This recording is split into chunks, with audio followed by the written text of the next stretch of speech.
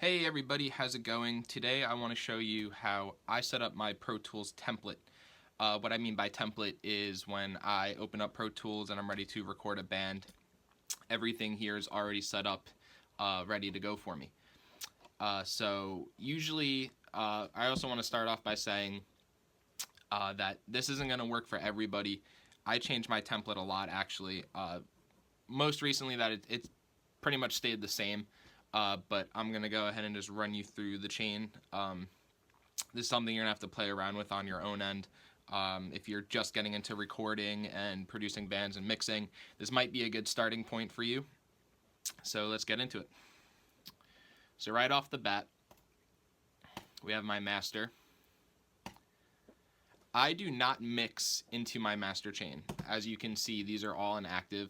But this is my basic chain, and I know that's what I'm going to use and go to immediately. And it's really not, well, I guess it is kind of much. I'm only missing 2 inserts, but they're not really doing a lot. The way I look at it is I see a lot of people mixing into their master, and I'm not gonna knock that at all. But I think that especially if you're starting off or you're new to the mixing game, focus on getting your mix sounding great without mastering. Chances are you might have a band and they might not like your mix, but if you mix into a master chain and you have to deactivate all of your master and then send it to a professional master, it's probably not going to take you very serious. So that's definitely something to think about. So the way I look at it is I just mix with a good amount of headroom. I'm probably hitting -6 without any mastering. That's just in my mix. So that's my mindset on it. Directly after is the click. Nothing fancy about that, just a click track. But directly after that is all of my drum tracks. Another thing I want to say, I might get knocked for this, but a lot of people put all of their aux sends underneath the main instruments. I don't know why, I just never did that. I always do it on top, but that's just my thing. So these are my drum tracks.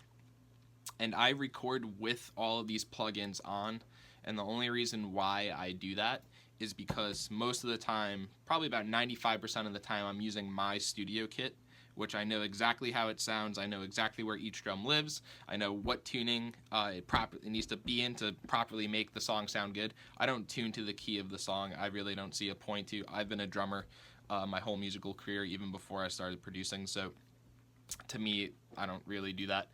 But I don't need to really know what the drums sound like dry, because in the room I know what they need to sound like and I already know where each drum lives. So I'm not going to really go through the plugins because it doesn't really matter for this video. But just some basic stuff. I have some room in case I need anything else depending on the band. Like, I don't usually always do metal stuff.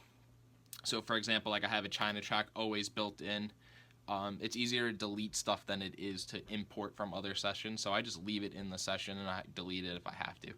So, but as they should be, everything is grouped. I also have like my kick and snare groups for mixing. That's really about it for drums. Underneath, one thing I do, once my drums are mixed and everything, I bounce a drum mix down. The reason why I do that is, I don't know if anyone is new to my channel, but in my studio tour video, I'm only running a Mac Mini with 8 gigs of RAM, so it's very hard. Go away. Sorry, getting text messages here. I don't have that much power in my PC, so this is my way of getting around it, and it's also a good trick to do this. I want to say it's probably helped my mixes tremendously. Once you bounce down a mix, I just inactivate it and hide it so I don't see it. But then you're committing to your mix. You're not always fidgeting with a kick, level or levels on any faders. You're committing it, you're setting it and forgetting it. And then if you get back a mix note and a band's like, oh, kick drum's a little hot, or snare drum's a little low, it's very easy just to go back in over here. You can just unhide it, adjust your fader, and then just print it again, and it's that simple. So that's something that you might want to check into if you don't have that much power and you can't really run that many plugins at the same time. And you'll see that a lot in this template. So under that is like my kick and snare samples that already have my pre-EQ moves that I just drag up, and then when I printed, they print them. So under that is my bass. Once again, there's only one plugin on it, one EQ. The way I look at it, I'm doing a lot of amp sim stuff. I do have some amps here, but for bass, it's mostly always DI unless I'm experimenting with something different. So I have my bass tracks. I'll get my bass tone out of that, and then once again, directly under it is a bass stem.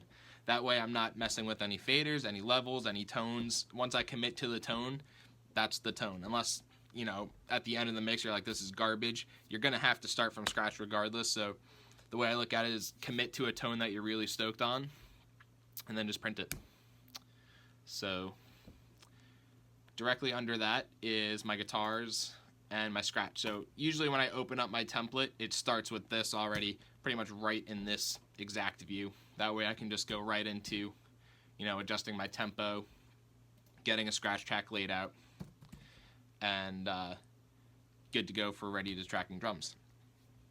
So now directly underneath that, I have my two main rhythm DI tracks.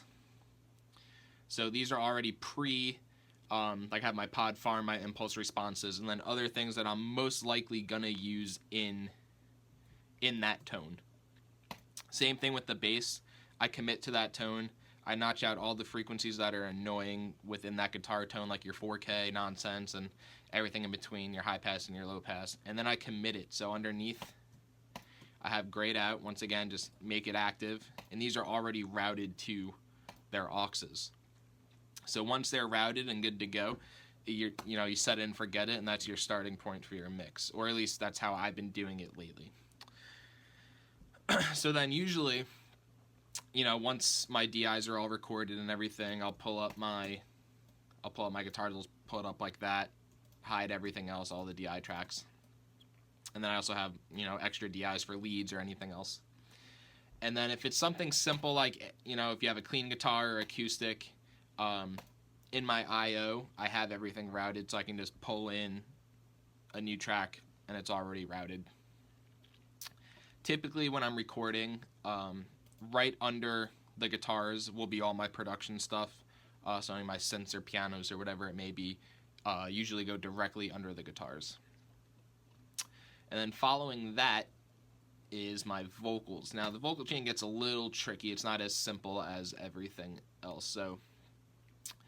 So I have my main vocal, clean vocal faders, some delays and stuff.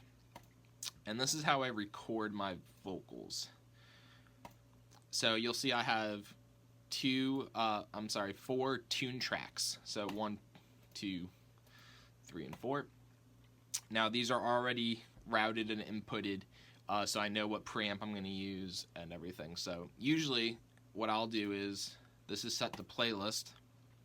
Say this is like a section right here that we need to record, you know, excuse me. They'll record a pass of it, and usually what I'll do is I'll just drag the take down. So like for example, oops, thanks Pro Tools, I know. So say this is something, blah blah blah blah blah blah. Say that's what I've recorded. So, or for example, say that's a verse or a chorus. I'll have the singer do one pass, drag it down, do another pass, drag it down, until I have about 4 or 5 takes of really solid vocal takes. And I'll go through the whole entire song with that. And then once that's done, I'll go ahead and tune everything, or I'll comp out my vocals and tune it. And then immediately I print it to whichever appropriate thing it needs to go to. So my vocal 1, vocal dubs, vocal 2, vocal dubs, vocal effects, and all my harmonies. Now, like I said before, these are already routed. So all the plugins, those change obviously depending on the vocalist. You know, if it's a female or a male, I have to notch out things or see where their voice is naturally living. But everything already is routed. And then also what I do, I already have my delays and stuff routed as well. And you can see these are bypassed, but not really bypassed, they're muted. And the reason why I do that is, say for example, I want, you know, this section to have a different delay or something instead of the short that's already on. I already have them here, and I can just go to mute, pull it up, and now that section is not muted and that delay is running.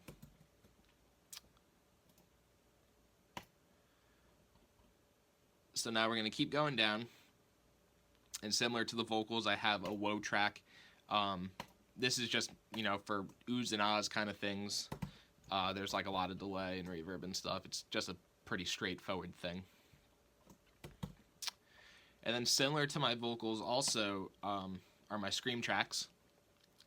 Like I said before, not every band I do has screams or is heavy, but it's much easier to delete tracks that you don't need than it is to import new tracks from session or session data or whatever it may be. So that's something you might want to look into also, but most of the stuff I do is kind of heavy, so I just leave it in the session just because it's easier to do so. I think that pretty much covers it. I didn't really go too in depth, but I also didn't want to bore you guys. If you're just starting off with recording and mixing bands, this might be a good starting point for you. I get in the habit of changing my template quite frequently. I think this is the longest my template has stayed the same, honestly. I think I just kind of dialed in my sound, and that's also something that you're going to learn as a new engineer or a new producer, is you're going to slowly start finding your own sound after you've been working with, you know, a few bands or whatever.